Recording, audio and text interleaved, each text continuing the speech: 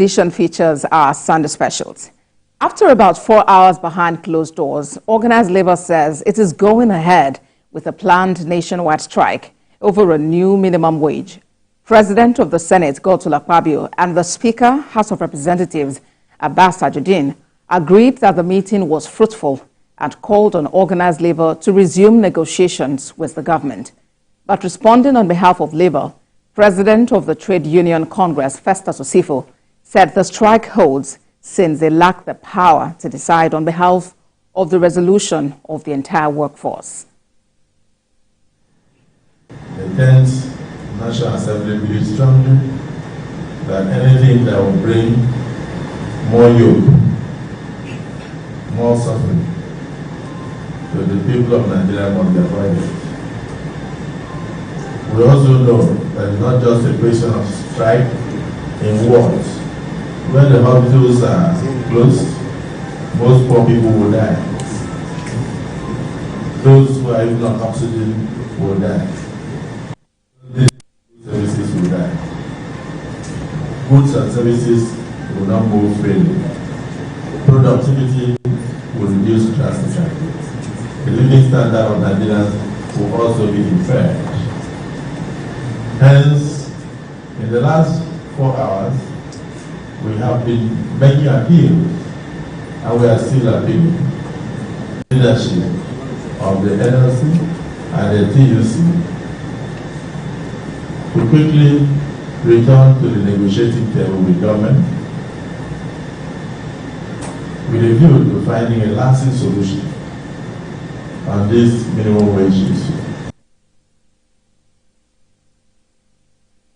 Before the meeting with organized labor entered into a closed-door session, the National Assembly delegation and the Tripartite Committee on the Minimum Wage, the Nigeria Labour Congress and the Trade Union Congress are insisting that the strike over minimum wage will continue.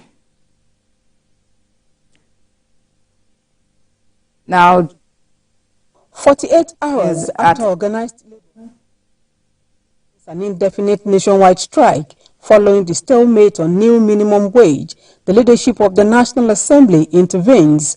The meeting, which started at about 5:25 p.m., is to stop the planned industrial action.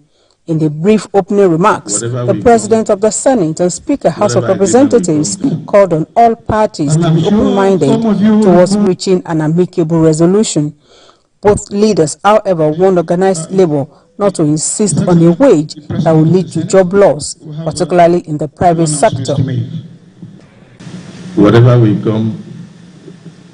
agreement we come to will be mutually beneficial to all, the government and the workers. So we are all concerned. But we must also be mindful of collateral damage. I don't want us to, in the course of trying to arrive at minimum wage, we end up with a lot of serious issues of unemployment. There is no two ways about it.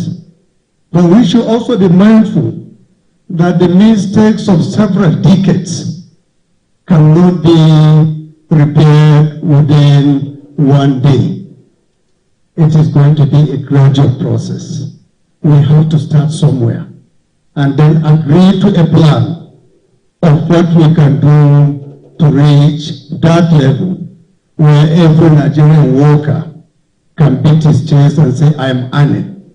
Also speaking at the meeting before it entered into a closed-door session, the two labor leaders say they are committed to reaching a truce, but they insist that a living wage and not a salvation wage is their demand, particularly in view of the high cost of goods and services, including the recent hike in electricity tariff. So we are quite committed to finding a way forward, finding a living wage, finding a survival wage, and not starvation wage for Nigerians. For us, it's been the last 4 months has been tough, and Nigerians are waiting for us to give them a wage that at least could assist them in paying transportation to work, could feed them, could house them. The President of the Senate announced that the meeting will be held for 2 days after which the parliament expects there will be a truce such that the nation's fragile economy is not weakened any further. Present at the meeting are other principal officers of the two chambers of the National Assembly and the chairman of the Senate and House committees on labor and employment. Jokeyatsa, TVC News, Abuja. Jokia Disa joins me on the news at 10 for updates from the meeting. Also, the Minister of State for Labor and Employment, Nkeru Kauye-Jocha, also joins me on the news at 10. Let's begin with you, Joke. Give us an overview of that last-minute engagement between organized labor and the National Assembly to try prevent, an industrial action.